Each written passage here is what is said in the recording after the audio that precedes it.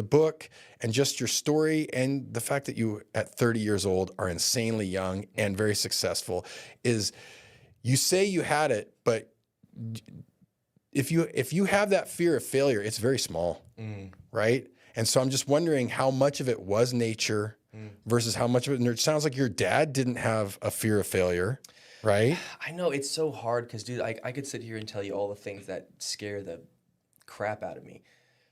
Like Public speaking. Like public speaking scares the crap out of me. And it's funny because I understand that it's also a numbers game.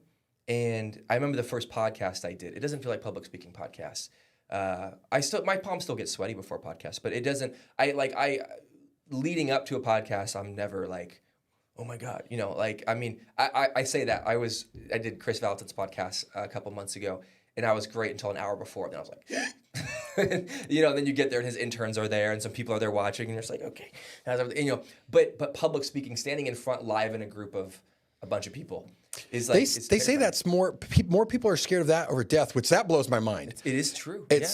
It's not my greatest thing. Like, I'm not like, I love public speaking, but just the idea of like, I'll take death. Like, whoa, what? What's the worst? Brother, take some tomatoes in the face. And let it booze. Like, well, it's funny because it's like, like you said, what's going to happen? Like tomatoes in the face and booze. And it's funny because yesterday I had to do public speaking and we had the ribbon cutting ceremony. That's right. Company. And then like, congratulations, by the way. Thank you. I appreciate that. Were you there? No, I was told it was by invite only. Oh, weird. Okay. Yeah. I wasn't in charge of the invites, but we basically, like, even my parents, like, it was like the day before, and I was like, are you guys going? And they're like, we weren't invited. And I was like, you guys should come. But the mayor was there, city council, all of our employees, the employees' families, KFCOR was there to do an interview.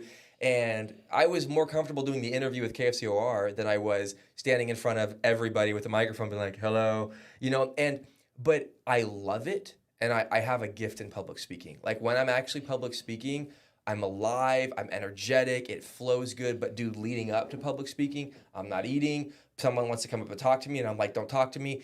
I'm pacing in circles until it's my time to talk. Like my business partner's up there speaking, and I'm like walking back and forth, pacing as my heart rate's up. And it's like, dude, there's 200 people here. What's the worst that can happen? You go up and stumble on your words, and everyone's like, he's kind of awkward.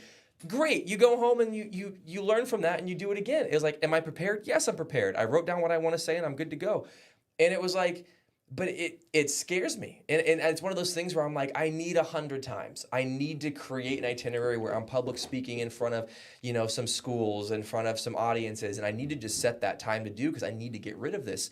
But it's the fear of public failure. It's the fear of public shame. And I know it's like, that's not going to go away from creating this perfect mindset to where I fully understand.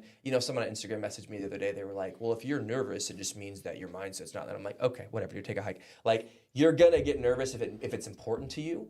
Now, the level of nerves, and if you let the nerves affect your decision, that's where it's like you're broaching in on your identity is based on what other people think. But some of the nerves won't go away until you do it enough times to where you understand that the threat's not that big of a deal. So skydiving for me, the first 12 times I jumped out of a plane, my heart rate's up, I want to throw up, my palms are sweaty, I'm looking out the door, I jump to where now if I get in an airplane, I'm chilling, I'm looking at the view, the door opens and I'm like, sweet! And then I'll go do a backflip out of a plane and it's no big deal. Sometimes repetition is the only way to gain the confidence to do what you think you need to do. And so for me, it's like, public speaking, that's one that I need to go attack.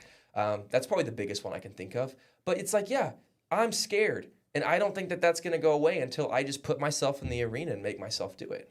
Well, I think a big one is fear of the unknown. And so how do you get rid of that? By making it known. So desensitizing us. You're talking about, hey, those first 12 jumps, First one was probably first or second one, because the first one's got to be pretty tough. Second or third one's probably right up there too, because you're like, did I get lucky on the first one? And the analytical brain's like trying to go through like, look, this is how many people jump every day, and the blah blah blah, and this is how many people don't. But at some point, you're just now it's not unknown anymore. Totally. It's not like, dude, I've done this like 13 times, bro. Are you kidding me? It's time to do a backflip.